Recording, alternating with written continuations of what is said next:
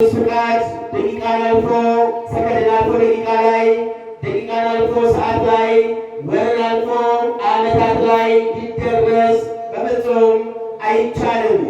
በማን ፍቃድ ካልሆነ በስተቀር በአምላካችን በእግዚአብሔር በስተቀር። እንዲህ ተብሎ እንደተመዘገበ ራሱ አምላካችን ለቅዱሳኑ ሐዋርያት ሲናገር ያለ እኔ ምንም ልታደርጉ አትችሉም ነው ያለው በዮሐንስ ወንጌል ምዕራፍ 15 ቁጥር 5 ላይ። ስለዚህ በዚህ ሰዓት ያደረሰን አምላካችን ስሙ በድጋሚ የተመሰገነ ይሁንልን። በዚያን ጊዜ ይጾማሉ። የማቴዎስ ወንጌል ምዕራፍ 9 ቁጥር 16 ላይ ረድኤተ እግዚአብሔርን አጋዥ አድርገን በዚህ ምሽት እጅግ ሰብሰብ አድርገን ጊዜው ወቅቱ እንቅስቃሴ ብርድ ስለሆነ የምንማርበት የትምህርታችን ርዕስ ይህ ነው። በዚያን ጊዜ ይጾማሉ። የማቴዎስ ወንጌል ምዕራፍ 9 ቁጥር 16 ላይ ይህ ኃይለ ቃል ተመዝግቦ እናገኛለን። ዛሬ በዚህ ምሽት ስለምን በዚህ ቃል ልንማር አስፈለገ ቢባል ሁላችን እንደምናውቀው እንደ ቅድስት ቤተ ክርስቲያናችንም አስተምህሮ መሰረት ይህ ያለንበት ወቅት የጾም ወቅት ነው።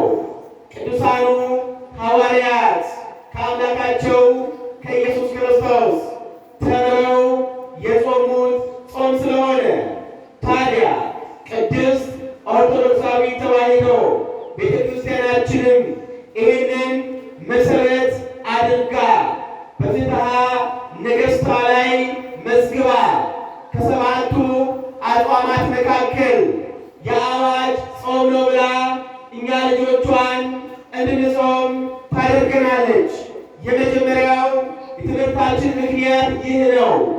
ሌላ ሁለተኛው ምክንያታችን ደግሞ ይህን ጾመ ሐዋርያት አብዛኞቻችን እንደ ጾመ ሁዳዴና እንደ ጾመ ፍልሰታ ክብር ሰጥተን የማንጾም ብዙዎች አለን። እመኑን፣ ከሰባቱ አጽዋማት መካከል ሙሉ ጤና ኖሮ መጾም እየቻልን ሳይገባን ግን ከሰዎች ሰምተን የማንጾመው ሰዎች ካለን ሰባቱንም አጽዋማት ባንጾመው ይሻላል። ይህንን ብለው ደግሞ እኔ አይደለሁም ሊቃውንተ ቤተ ክርስቲያን ናቸው። ስለዚህ እግዚአብሔር ልጆች ይህንን የአዋጅ ጾም ግድ መጾም እንዳለብን ካህናት ብቻ እንዳይደሉ፣ ሌሎች ዲያቆናት ብቻ እንዳይደሉ የአዋጅ ጾም ሁላችን መጾም እንደሚገባን እናውቅ ዘንድ እንረዳ ዘንድ ይህንን በዚህ ርዕስ ልንማር መጥተናልና አምላካችን እግዚአብሔር ለሁላችንም ማስተዋልን እንዲሰጠን የእሱ የተቀደሰ ፈቃዱ ይሁንልን። በዚህ ስፍራ ይህን ቃል የተናገረው ከሦስቱ ቅዱስ አንዱ ቅዱስ፣ ከሦስቱ አካል አንዱ አካል፣ ቀዳማዊ ቃል፣ አካላዊ ቃል እግዚአብሔር ወልድ ኢየሱስ ክርስቶስ ነው። እነሆ የመጥምቀ መለኮት የቅዱስ ዮሐንስ ተከታዮች ደቀ መዛሙርቱ እንዲህ ብለው በጠየቁ ሰዓት ይህን ቃል መለሰላቸው። አዎ እኛና ጸሐፍት ፈሪሳውያን እንጾማለን አሉት። ምን እናደርጋለን? እንጾማለን። ያንተ ተከታዮች ግን ደቀ መዛሙርት እኛ የምንጾመውን ጾም አይጾሙም። ስለምንድን ነው የማይጾሙት? ስለምንድን ነው በእኛ ወግና ሥርዓት የማይሄዱት? ብለው አምላካችን ኢየሱስ ክርስቶስን ጠየቁት ይላል የመጽሐፍ ቅዱስ ክፍል። አምላካችን ኢየሱስ ክርስቶስም እንዲህ በማለት መለሰ። እነሆ ሚዜዎቹ አለ። አስተውሉ፣ ሚዜዎቹ ከሙሽራው ጋር አብረው እያሉ ሊያዙ ሊጦሙ አይገባቸውም። ነገር ግን ሙሽራው ከሚዜዎቹ ጊዜ ስላለ ስለሚመጣ በዚያን ጊዜ ይጾማሉ አለ ይላል። በዚያን ጊዜ ምን ያደርጋሉ? አሁን በዚያን ጊዜ ይጾማሉ። ወደዚህ ቃል ትርጉም ከመምጣታችን አስቀድመን አባቶች ነገር ከስሩ ውሃ ከጥሩ እንዲሉ ጥቂት ነገር ወደኋላ ሄደን ጾም መች እንደተጀመረ በማን እንደተጀመረ እንመለከታለን። አሁንም በድጋሚ አምላካችን እግዚአብሔር በነገር ሁሉ ለሁላችንም ማስተዋልን ይስጠን። ጾም መቼ ተጀመረ ቢባል በገነት ውስጥ ተጀመረ። ቤት ተጀመረ? በገነት። አዎ በገነት ውስጥ ተጀመረ።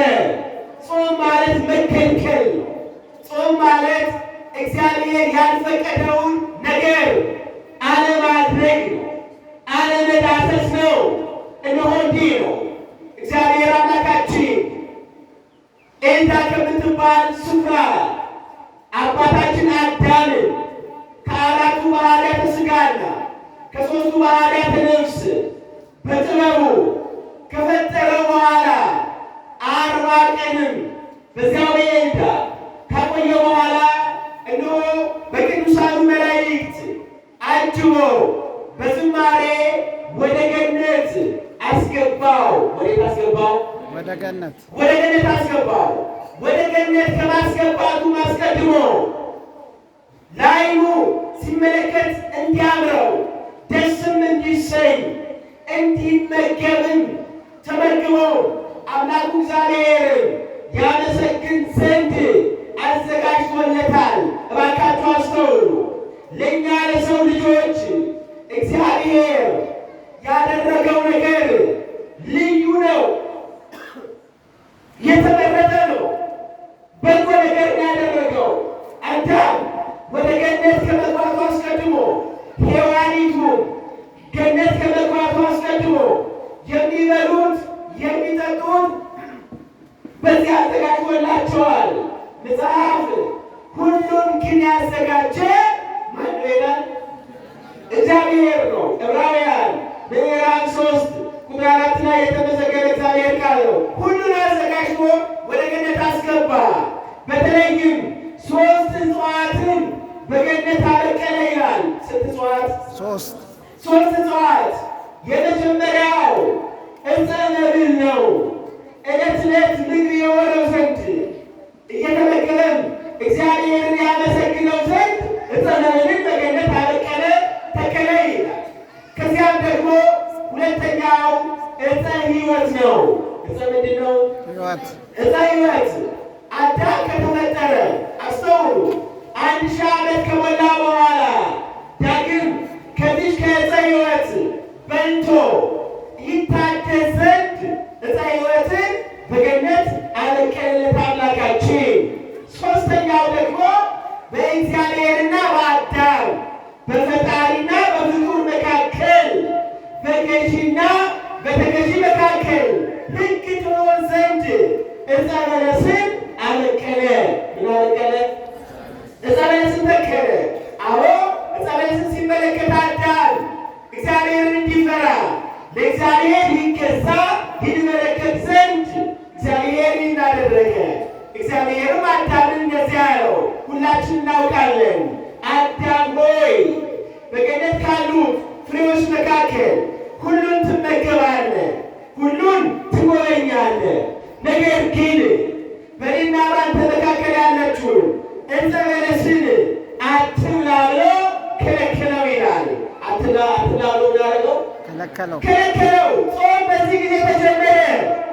አዳምም አምላኬ ሆይ አለው፣ እግዚአብሔር ሆይ አንተ አትንካ ያልከኝን አልነካም፣ ንካ ያልከኝን ግን እነካለሁ ብሎ ከአምላኩ ከእግዚአብሔር ጋር ቃል ኪዳን አደረገ።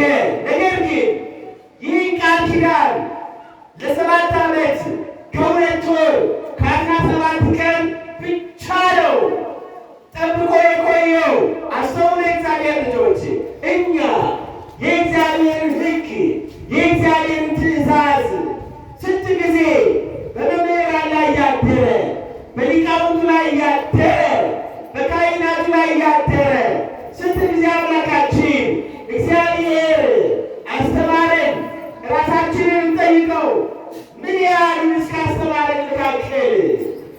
እንጠብቃለን። እንዲህ እኮ ነው ያለው በመዋዕለ ስብከቱ ብትወዱኝስ ምን ጠብቁ? ትእዛዜ። አንድ ሰው እግዚአብሔርን መውደዱ የሚታወቀው የእግዚአብሔርን ትእዛዝ ሲጠብቅ ነው። አሁንም አምላካችን በቸርነቱ እንደኛ አይደለ ኃይል ብርታት ሰጥቶን የእሱን ትእዛዝ ጠብቀን እስከ ፍጻሜ ድረስ እንጸና ዘንድ የእሱ መልካም ፈቃዱ ይሆንልን። በገነት ጾም ተጀመረ።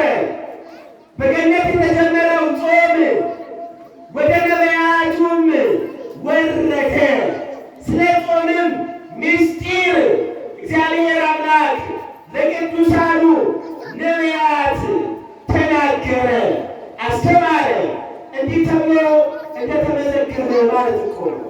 ትንቢተ ሐሞት ምዕራፍ 3 ቁጥርም 7 ላይ ትንቢተ ሐሞት ምዕራፍ 3 ቁጥር 7 ላይ በእውነት አለ። አስተውሉ።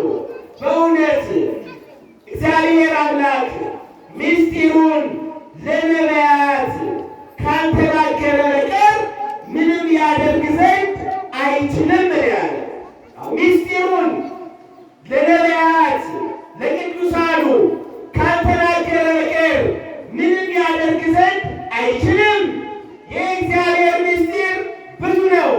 ነቢያት ደግሞ ምስጢረኞቹ ተብለው በእውነት ተጠርተዋል። ምንም ያደርግ ዘንድ አይችልም አለ። አዎ ከ12 ደቂቅ ነቢያት መካከል ነቢዩ ሐሞት ሲመዘግብልን ሁሉም ማድረግ የሚቻለው እግዚአብሔር ነው። በሰማይም በምድርም አስተውሉ። ሁሉም ማድረግ የተቻለ ደግሞ ምስጢሩን ለነቢያት ያካፍላል። ለነቢያት ከነገራቸው መካከል ምስጢር አንዱ ስለ ሥርዓተ ጾም ነው። ስለምንድን ነው ንገሩኝ? ስለ ሥርዓተ ጾም አሁን አዳም የሰጠው ሕግ ለነቢያቱ ተናገረ። ይህንንም ተቀብለው አባቶቻችን ነቢያት በየዘመናቸው ጾሙ። አዎ ቅዱስ ኤልያስ 40 ቀን ጾመ። ነቢዩም ሙሴ በኮሬብ በሲና ተራራ ሕጉን 10ቱን ትእዛዛት ሊቀበል በወጣ ጊዜ ሊቆም ያለው ኦሪት ዘዳግም ምዕራፍ 9 ቁጥር 9 ላይ እኔ ሙሴ አለ በዚያ በሲና በዚያ በተራራው እያለሁኝ ስጾም ነበር አለ። ምን ስል ነበር? ስጾም ነበር። በዚያም እንጀራም አልበላሁም ውሃም አልጠጣሁም አለ። አዎ በጾም ጊዜ ላይ ስለነበረ ማለት ነው። እባካችሁ አስተውሉ። ለአዳም የተጀመረው ጾም በአዳም ልጅ ልጆች ለነቢያቱም ደረሰ። ለነቢያቱ ብቻ አይደለም። አዳምን ከምድር አፈር ያበጀው በጣም እያሳጠር ነው የምንማረው። አምላካችን በነገር ሁሉ ማስተዋል ይስጠን። ከምድር አፈር ያበጀው ነቢያቱን ለአገልግሎት የጠራቸው የሚታየውን የማይታየውን የፈጠረ ኃያሉ አምላክ ኢየሱስ ክርስቶስ ከሰማያት ሰማያት ወርዶ ከእመቤታችን ከቅድስት ድንግል ማርያም ተወልዶ ከሥጋዋ ሥጋ ከነፍሷ ነፍስ ነስቶ በአጭር ቁመት በጠባብ ደረት ተወስኖ በሰው መጠን በምድር ከተገለጠ በኋላ እባካችሁ በነቢይ ዘንድ አለ። ነቢይ የሐዋርያት ማነው?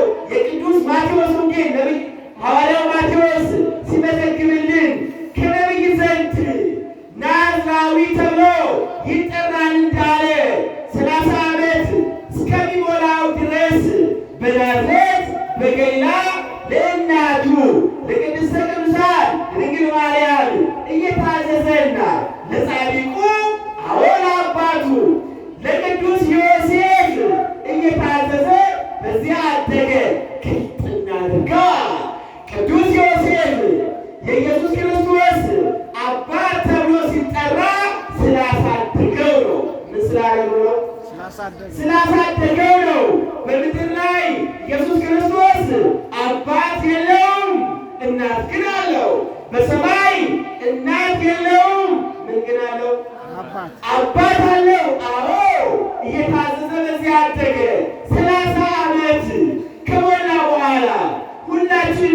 እንድናውቅ መጽሐፍ ቅዱስም እንደሚነግረን በመጥምቀ መለኮት በቅዱስ ዮሐንስ እጅ በዮርዳኖስ ተጠመቀ። ከዚያም ወንጌላዊው ማቴዎስ እንዲህ ብሎ መዘገበ። ሳይውል ሳያድር ፍቃድ ወደ ምድረ በዳ ወሰደው ይላል። ወዴት ወሰደው አለ? ወደ ምድረ በዳ። ዕለቱኑ አምላካችን ኢየሱስ ክርስቶስ የተጠመቀው በዘመነ ሉቃስ በዕለተ ማክሰኞ ከሌሊቱ 10 ሰዓት ላይ ተጠመቀ። ጥምቀቱን ከፈጸመ በኋላ ጥምቀትን ባርኮ ከሰጠን በኋላ ዕለቱኑ ማለት ነው ፍቃድ መንፈስ ወደ ምድረ በዳ ወሰደው ይላል። መንፈስ ነው ብሎ የመዘገበው የማቴዎስ ወንጌል ምዕራፍ 4 ቁጥር 4 ላይ መንፈስ ወሰደው ሲል፣ አዎ እግዚአብሔር መንፈስ ቅዱስ ነቢያትን አነሳስቶ ለአገልግሎት፣ ሐዋርያትን አነሳስቶ ለአገልግሎት፣ ሰማዕታትን አነሳስቶ ለሰማዕትነት፣ ገዳማውያንን መነኮሳውያንን አነሳስቶ ወደ ገዳም እንደሚወስድ እንዲወሰደው ማለት አይደለም። የእግዚአብሔር አብ ፍቃድ የእግዚአብሔር ወልድ ፍቃድ ነው። የእግዚአብሔር መንፈስ ቅዱስ ፍቃድ የእግዚአብሔር ወልድ ፍቃድ ነው። መንፈስ ወሰደው ሲል ፍቃዱ ሲል ነው። ምን ሲል ነው ንገሩኝ? ፍቃዱን ወደ ምድረ በዳ ወሰደ። አስተውሉ። አትብላ ብሎ ነገረው አዳም። ለነቢያትም ጾምን እንዲጾሙ ነገራቸው። አዳም አትንካ ያለውን ከነካ በኋላ 7 ዓመት ከ2 ወር ከ17 ቀን ብቻ ጠብቆ እንደቆየ ባወቀ ሰዓት ጾሙን እንዳፈረሰ ባወቀ ጊዜ አምላካችን እንዴት መጾም እንዳለበት ለአዳምና ለልጆቹ ይነግረን ዘንድ ምሳሌ አርአያ የሆነን ዘንድ አምላካችን ወደ ገዳመ ቆሮንቶስ ገባ። በዚያም ከቆመ ሳይንቀሳቀስ ከዘረጋ ደግሞ ሳያጥፍ 40 ቀን 40 ሌሊት ምን ያደረገ? ጾመ። መጾም ኖሮበት አይደለም፣ ለእኛ አርአያ የሆነን ዘንድ ነው። አስተውሉ። ከዚያም ይህን ከፈጸመ በኋላ ለቅዱሳኑ ሐዋርያት በዚያ በተራራው ስብከት ወደ አገልግሎት ከመሰማራታቸው አስቀድሞ እሱ ወደ አገልግሎት ከመግባቱ አስቀድሞ የአገልግሎቱ መጀመሪያ ጾም ነው ያደረገው። እነርሱም በዚህ ፈለግ በዚህ መንገድ ይሄዱ ዘንድ አሁን በተራራው ስብከቱ ስትጾሙ እንደ ግብዞች አትጠውልጉ ብሎ አስተማረ። የማቴዎስ ወንጌል ምዕራፍ 6 ቁጥር 16 ጀምሮ እንደተመዘገበ አስተውሉ። አሁን ወደ ገጸ ንባቡ እንምጣ። በዚያን ጊዜ ይጾማሉ። እስኪ በዚያን ጊዜ በሉ ይጾማሉ። ይሄ ርዕሳችን ነው። በዚያን ጊዜ ይጾማሉ የተባሉት ቅዱሳን ሐዋርያት ናቸው። በረከታቸው በሁላችን ላይ ይደርብን። በዚያን ጊዜ ይጾማሉ አለ። ሚዜዎቹ ከሙሽራው ጋር አብረው እያሉ ሊያዝኑ ሊተክዙ አይገባም። ለምን? ጾም ሐዘን ነውና ሥጋ የሚደክምበት ስለሆነ ማለት ነው። ከብዙ ነገር የምንነጠልበት ራሳችንን የምንቆጥብበት ስለሆነ ሐዘን ይለዋል መጽሐፍ ቅዱስ ጾምን። ስለዚህ ሙሽራው ከሚዜዎቹ ጋር አለ። ስለዚህ ሊያዝኑ አይገባም። ሙሽራ የተባለ የአዲስ ኪዳን ሙሽራ አምላካችን ኢየሱስ ክርስቶስ ነው። ራሱን በሙሽራ ተናገረ። ሚዜዎች የተባሉ ደግሞ ከዋሉበት የሚውሉ ካደረበት የሚያድሩ ቅዱሳን ሐዋርያት ናቸው። ለምን? የግድ ሙሽራ ካለ ምን ሊኖር ይገባል? ሚዜ ሊኖር ይገባል። ሚዜዎች ከሙሽራው ጋር ናቸው። በዚያን ጊዜ ግን እነሱ ይጾማሉ አለ። በዚያን ጊዜ የተባለው ነገረ ዕርገቱ ነው።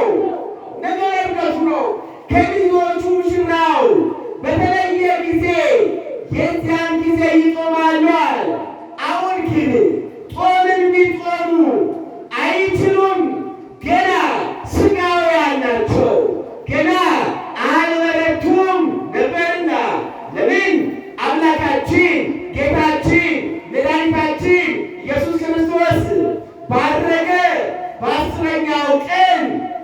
እግዚአብሔር መንፈስ ቅዱስ በጸጋ ለመቶ ሀያው ቤተሰብ ወርዷል።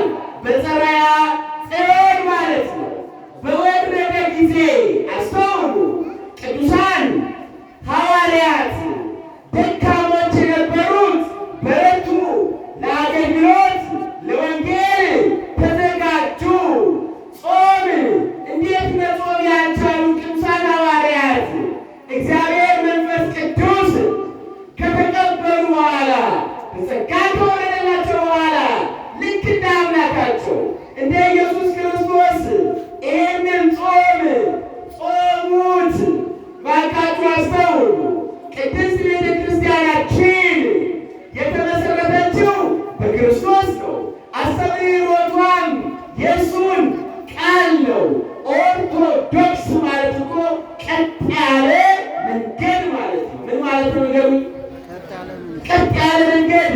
በ325 ዓመተ ምህረት አርዮስ አውግዘው ከለዩ በኋላ 318ቱ ሊቃውንት ይህን ጉባኤ ዝም ብለን አንበትንም፣ በእኛ እምነት ያመነ ኦርቶዶክስ ነው አሉ። ቃሉ ግሪክ ነው። ኦርቶ ማለት መንገድ ማለት ነው። ቀጥ ያለ መንገድ፣ ዶክስ መንገድ፣ ኦርቶዶክስ ቀጥ ያለ መንገድ። የክርስቶስን ትምህርት የምታስተምር ከክርስቶስ ቀጥለው ሐዋርያት ያስተማሩትን ትምህርት የምታስተምር ናት። ታዲያ ይሄ ጾም ጾመ ሐዋርያት ይባላል። ምን ይባላል? ሁላችሁ ንገሩ። ምን ይባላል? አዎ ጾመ ሐዋርያት ይባላል። አምላካችን ጌታችን መድኃኒታችን ኢየሱስ ክርስቶስ በዚያን ጊዜ ይጾማሉ ብሏቸው እሱ ራሱ ጾሞ እንዴት ዲያብሎስን ድል መንሳት እንዳለባቸው አሳይቷቸዋልና ፈለጉን ተከትለው እነርሱም ጾሙ። እንዲህ ነው ያለው ቅዱስ ጴጥሮስ በአንደኛ ጴጥሮስ ምዕራፍ 2 ቁጥርም 21 ላይ እንግዲህ ክርስቶስ አለ እነሆ ፍለጋውን ትከተሉ ዘንድ ምኑ ትከተሉ ዘንድ ፍለጋውን ትከተሉ ዘንድ ምሳሌውን ትቶላችሁ ሄዷል ነው የሚለው። ይሄ ትምህርት የማጠቃለያ ቃል ነው። ዛሬ በነገር ሁሉ ማስተዋል ይስጠን። ፍለጋውን ትከተሉ ዘንድ አለ። የማንን ፍለጋ? የአምላካችን የኢየሱስ ክርስቶስን ፍለጋ ማለት ነው። ዛሬ ቅድስት ቤተ ክርስቲያን ይህን ጾም ጾሙ ስትል መሰረቷን መጽሐፍ ቅዱስ አድርጋ ነው። ጾም ደግሞ መንፈሳዊ ነገር ነው። ከእግዚአብሔር የሚያገናኝ ሰው ከእግዚአብሔር ሲርቅ ኃጢአትን ሲሰራ ሲበድል ወደ እግዚአብሔር የሚቀርበው አንዱ በጾም ነው። በምንድን ነው ንገሩኝ? በጾም እንዲህ ተብሎ ተመዝግቧል። እንግዲህ እግዚአብሔር እንደዚህ ይላል አለ ነቢዩ ዩኤል፣ በጾምና በጸሎት ወደ እኔ ተመለሱ። ወደ እኔ ምን በሉ? ተመለሱ። ልባችሁን እንጂ ልብሳችሁን አትበሉ፣ አትቅደዱ። ትንቢተ ዩኤል ምዕራፍ 2 ቁጥር 14 ጀምሮ የተመዘገበ የእግዚአብሔር ቃል ነው። ያን ጊዜ ይጾማሉ። የማቴዎስ ወንጌል ምዕራፍ 9 ቁጥር 16 ላይ አሁን ይህ ትምህርት መሰረት ያስፈለገው እኛ አውቀን እንድናሳውቅ እኛ ገብቶን እንዲገባቸው ለማድረግ ነው። አንዳንድ ጊዜ የእምነቱ ተከታዮች ሆነን የምንከፋፈል ሰዎች አለ። ይሄ ጾም እኔን አይመለከተኝም፣ ለካህናት ብቻ የምንሰጥ፣ ለመዘምራን ብቻ የምንሰጥ፣ ለዲያቆናት ብቻ የምንሰጥ አለን። እባካችሁ የተከፋፈለ ጾም የለም። ግን ጾም በሁለት ይከፈላል። የግልና የምን ተብሎ የአዋጅ እነሆ ጉባኤውን ቀድሱ ጾምንም እበሉ አውጁ ብሎ የሚለው ከእግዚአብሔር ቃል። ለዚህ ነው ቤተክርስቲያን 7 አጽዋማትን የምታወጀው። ሁላችን ሕመም ድዊ ካልከለከለን በስተቀር የእምነቱ ተከታዮች ከሆንን ልንጾም ይገባል እንጂ ይሄ ካህናት ነው ይሄ ሌላ ነው ማለት አይገባም። አምላካችን ከዚህ አይነት ክፉ አሉባልታ እንዲሰውረን የተቀደሰ ፍቃድ ይሁንልን። ዛሬ እንዲተማሪዎች ደግሞ የዛሬ ዓመትም እንደዚህ ስንል የምንገኝ ሰዎች አለን። ለሁላችን ማስተዋልን ይስጠን። ያስተማርን የመከረን ክብር ምስጋና ይግባው። መዋዕለ ጾሙን በሰላም እንዳስጀመረን በሰላም ያስፈጽመን። የሁላችንን መጨረሻ ያሳምርልን። ይበቃል።